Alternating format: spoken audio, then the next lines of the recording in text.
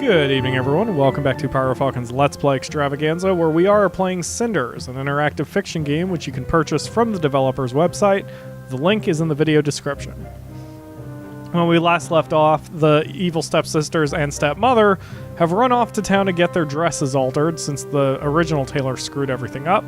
So Cinders is by herself in the house. She just had a rather amusing argument with Sophia, and now Cinders has control of the abode. Let's see where that gets us.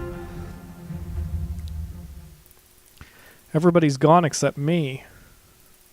Back to their important businesses, plots, and grand balls. Why would they care about what I may want? It's just poor little Cinders, no one important. What could such a meek creature do but just sit and whine, and then comply? Well, not this time.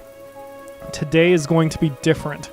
It's the first day of the rest of my life, and it's high time I made some changes. Yes, you go, girl. I don't yet know how, but I'm going to that ball, and I'll make their jaws drop. But when I get back, everything is going to be different. I wonder if I can just make my life normal. Funny, this seems to be the hardest thing to achieve. Normal life, love, friendship, and respect from the family. I want to live like a free girl. I want to have adventures, like meeting the prince tomorrow, and I'm going to work hard to get it. I will go to that ball and show Carmosa, Sophia, and Gloria what I'm worth. I need a plan, though. Or at least a dress and a way to get into the ball. The rest I can just wing. Cinders, that's a bad idea.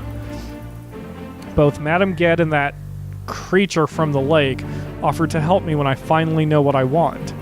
I swear it's like I have two fairy godmothers. Having help is a nice change, though. A sign the tables are already turning. So whose word should I trust?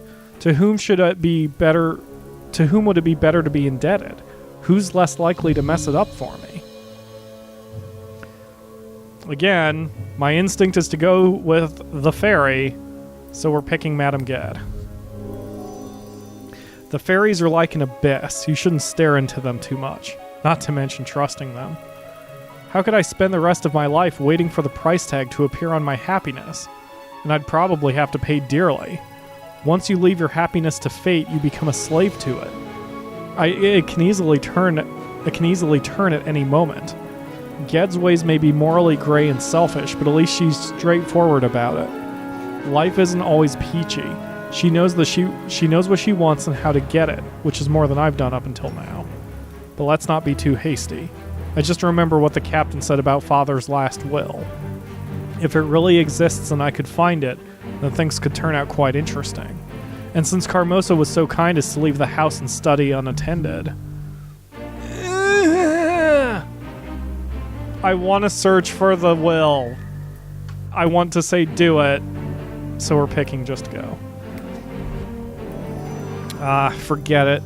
I'll have enough leverage soon. Plus, I have a fairly good idea about where Carmosa should Carmosa stick her dirty little secrets. What about where Carmosa should stick her dirty little secrets? Okay. Up her ass is the point. I should hurry then. I wouldn't want to keep Madame Ged waiting for too long without her offer just hanging in the air. Let me take matters into my own hands. With the help of her able fingers. So we are going to town.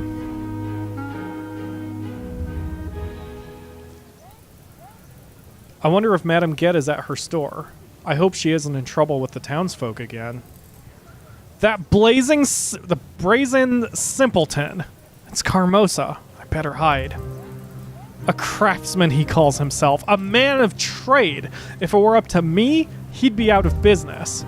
Vulgar cretin. Need more time, milady. It can't be done, milady. Idiot! I need to find another tailor. A good one. How could he be so incompetent? He saw how important this is. He said he needed more time, but there's a whole night he could spend working on those corrections. People are so brazen these days. Or maybe they just have private lives with normal families. What was that? Oh, I was just cursing at the state of modern society and how merchants, craftsmen, and all sorts of other people are just not what they used to be in the past. Oh, Sophia, I love you. When they were all extremely skillful, cheap, humble, polite, dedicated to their work, and always eager to help a lady in need. I really hope that wasn't irony, girl. You know how I don't know, of course. All right, it's clear. Looks like they weren't that lucky with their dresses in the end. Never mind that. I need to go to Ged's, whose voice I forget how I was doing. Hello? Are you here, Ged? I need your help. I've made up my mind, and I know what I must do. Hello, Cinders. Please calm down. There's no need to hurry so much. I was expecting you anyway. So the good folk in town are right. You are clairvoyant. Oh yes, my third eye pierces through the veils of secrets and lies within the arcane blade of logic. Well, at least the townsfolk find it to be arcane. I know about the masquerade tomorrow, and I saw Carmosa scuttling through the town. So what is it exactly you've made up your mind about, girl? So you know that Carmosa wants her daughters to attend the grand ball.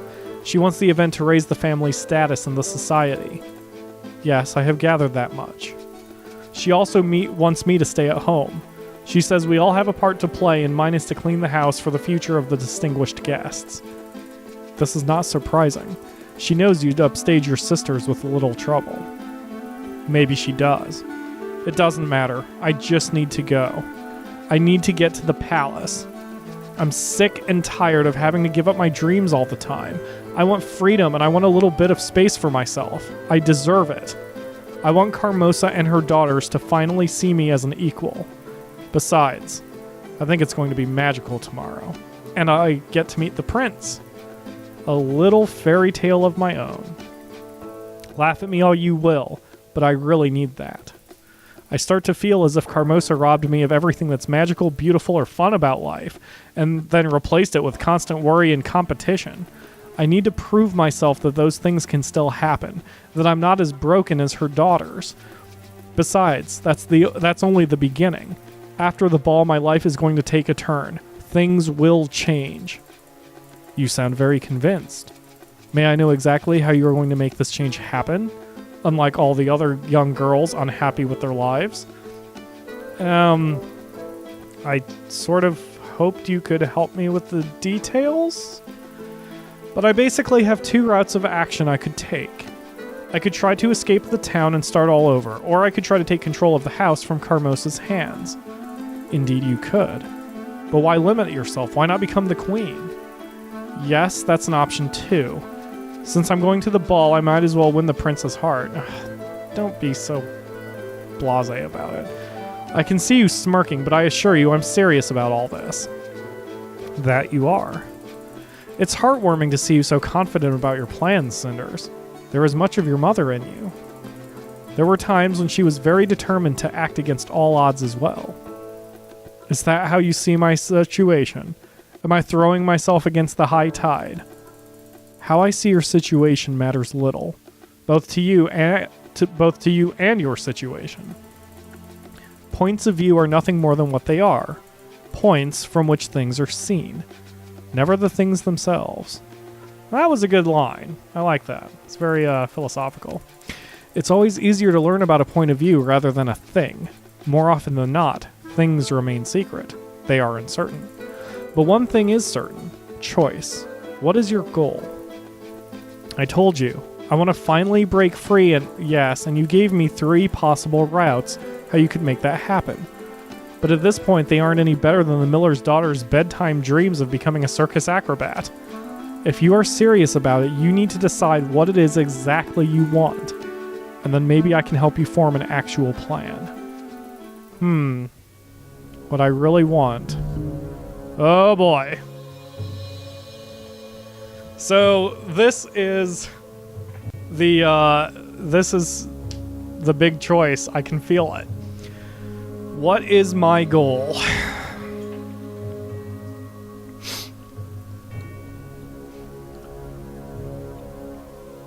Okay. My instinct, being me in my shoes,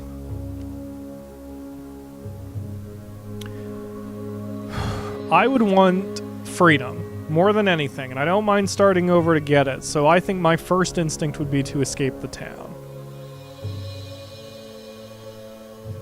My second instinct would be to retake the residence, I think. Let's see. Because going for the prince, I wouldn't... Personally, not knowing anything about the magical princess in the tower kind of thing, I don't think I would want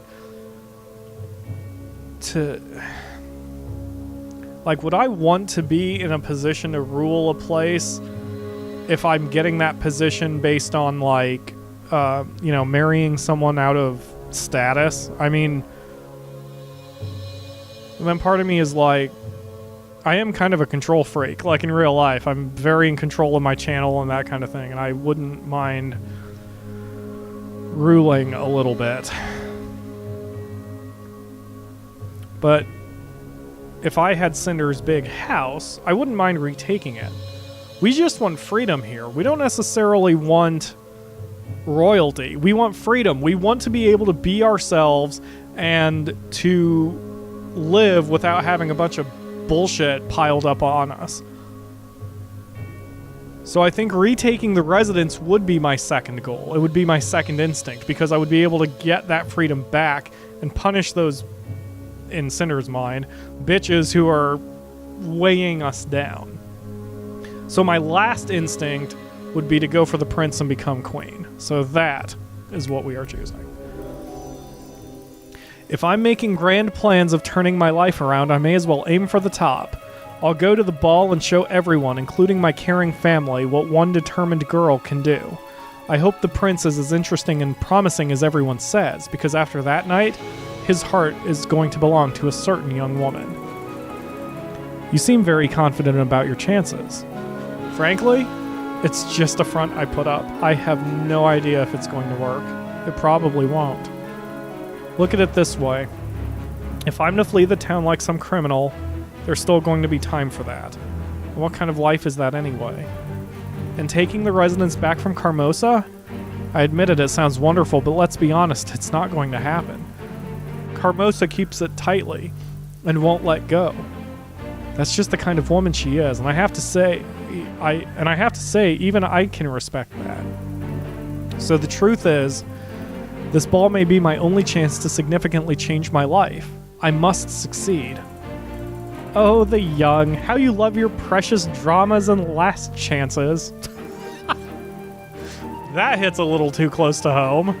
I keep saying about my book, even though I'm 31 as I record this, I keep saying about my book that it's my last chance, I'm past my time of my prime, and that my book will never get published because I'm too old for it, even though I'm an idiot, since authors like Tom Clancy or J.K. Rowling or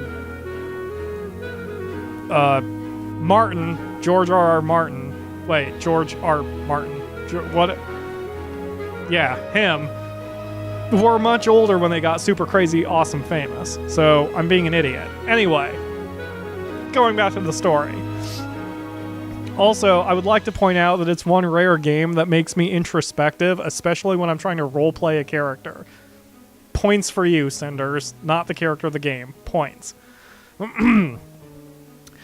But the way things are now, the ball is just a silly girl's dream. I don't even have a dress. Ha!